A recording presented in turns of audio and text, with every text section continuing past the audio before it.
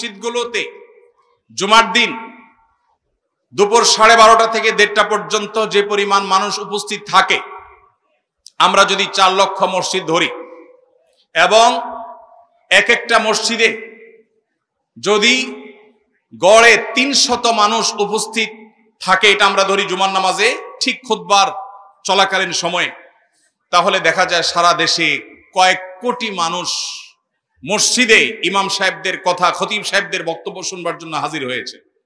স্বপ্রণোদিতভাবে সমস্ত মিডিয়া একযোগে পিক টাইমে যে পরিমাণ দর্শক পায়, সেই দর্শকের সংখ্যার চাইতে বহুগুণ বেশি হবে এই সংখ্যা, যেটা ওলামা একরামের কথা শুনবার জন্য মানুষ সপ্তাহের সবচাইতে সেরা টাইমটা, সবচাইতে ফ্রেশ টাইমটা জুমার দিনে ভালো করে একটা ঘুম দিয়ে ফ্রেশ মোডে সবচেয়ে ভালোভাবে একটা গোসল দিয়ে উত্তম পোশাক পরিধান করে সুগন্ধি মাখিয়ে সবচাইতে ফ্রেশ মোডে ওলামা একরামের সামনে এসে বসে থাকে মানুষ কথা শুনবার জন্য।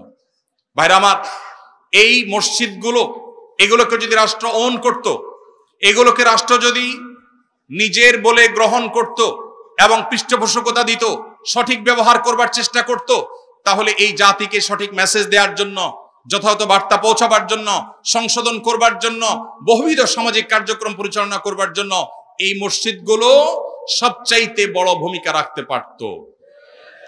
অথচ দুর্ভাগ্য, ইমাম সাহেব, খতিব সাহেবরা, মুয়াজ্জিন সাহেবরা, মসজিদগুলো সবচাইতে অবহেলিত এই দেশে। প্রিয় ভাইরা আমার, এই দেশে যে সমস্ত প্রাকৃতিক দুর্যোগ হয়ে থাকে, আমরা আমাদের আস-সুন্নাহ ফাউন্ডেশনের বিভিন্ন কার্যক্রম পরিচালনা করবার মধ্য দিয়ে আমাদের যে অভিজ্ঞতাটুকু হয়েছে, তার আলোকে আমরা বলতে পারি সবচাইতে বেশি দুর্যোগে মোকাবেলায় মসজিদগুলো আমাদের সবচাইতে বেশি সহায়ক ভূমিকায় আসে।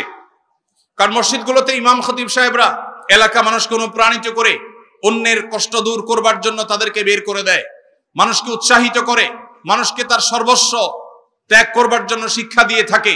এটা মসজিদগুলো থেকে হয়।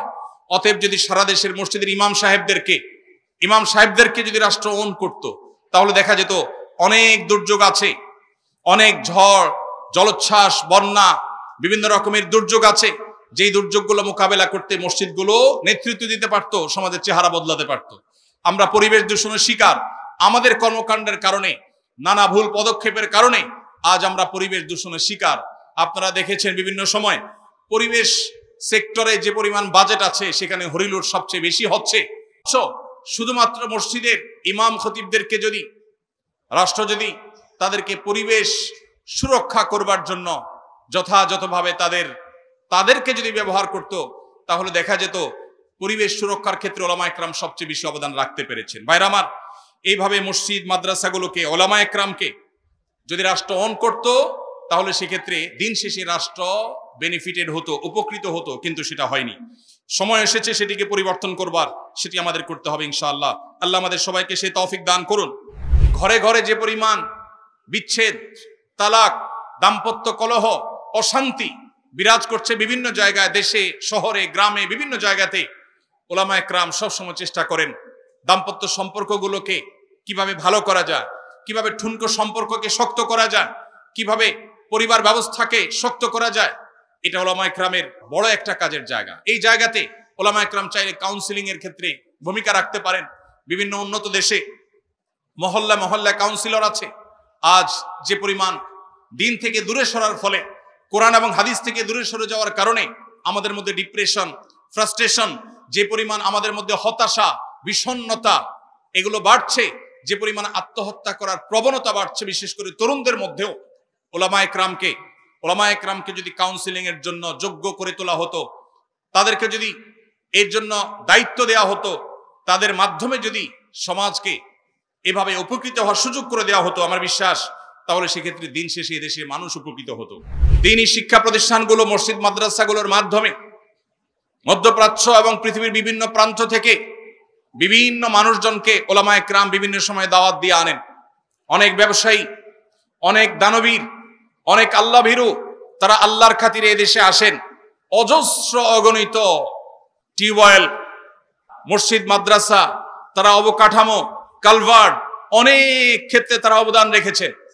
কি পরিমাণ টাকা শুধুমাত্র বাহির থেকে এই দেশে এনেছেন ওলামা একরাম, সেটার হিসেব প্রকৃত হিসেব কেউ আজও পর্যন্ত করেছে বলে আমার জানা নেই।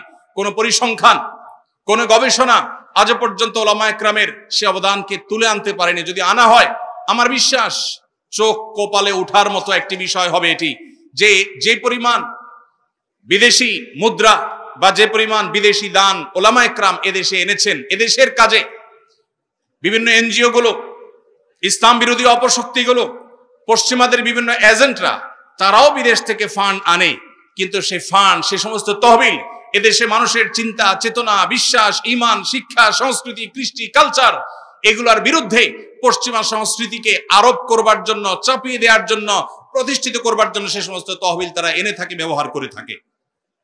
কিন্তু ওলামায়ে কেরাম যে সমস্ত তহবিল আনেন, সেগুলো এনে তারা এদেশে ইয়েতিমদের লালন পালন করেন, মসজিদ মাদ্রাসা গড়ে তোলেন, সেখান থেকে সৎ যোগ্য নাগরিক গড়ে তোলার চেষ্টা করেন। আমাদের এই দেশকে যদি সমৃদ্ধ করতে হয়, এ দেশকে যদি সচ্ছল করতে হয়, এ দেশকে যদি বিশ্বের দরবারে মাথা উঁচু করে দাঁড় করাতে হয়, তাহলে শুধুমাত্র যোগ্যতা যথেষ্ট নয়। একদিকে তাদের যোগ্যতা যেমন লাগবে, অপরদিকে নাগরিকদেরকে সৎ মানুষ হিসেবে গড়ে তুলতে হবে। যতদিন অসততা, দুর্নীতি, অপশাসন এবং অনিয়ম এগুলোকে আমরা জাদুঘরে পাঠাতে না পারবো, যতদিন মানুষগুলোকে প্রকৃত মানুষ হিসেবে আমরা পরিণত করতে না পারবো, মুসলমানদেরকে সত্যিকারের মুসলমান বানাতে না পারবো, যতদিন আল্লাহ ভীরু মানুষ হিসেবে গড়ে তুলতে না পারবো, ওলামায়ে কেরামের ওয়াজ ও নসিহতের মাধ্যমে, তাদের সমাজ সংস্কারের মাধ্যমে, তাদের তাজদীদি কর্মকাণ্ডের মাধ্যমে, তাদের নানামুখী কর্মসূচির মাধ্যমে তারা যতদিন পর্যন্ত মানুষকে সৎ হিসাবে গড়ে তুলতে না পারবেন, ততদিন পর্যন্ত এই দেশ কখনো সমৃদ্ধ হবে না। প্রিয় ভাইরা আমার, এই জন্য ওলামায়ে কেরামের এই সমস্ত অবদানকে স্বীকার করতে হবে, আমরা সেগুলোকে শ্রদ্ধা ভরে স্বীকৃতি দিতে হবে, কৃতজ্ঞতা জানাতে হবে। তাদের অবদান, তাদের যে সমস্ত কর্মকাণ্ড, পজিটিভ এবং ইতিবাচক যে সমস্ত ভূমিকা, এই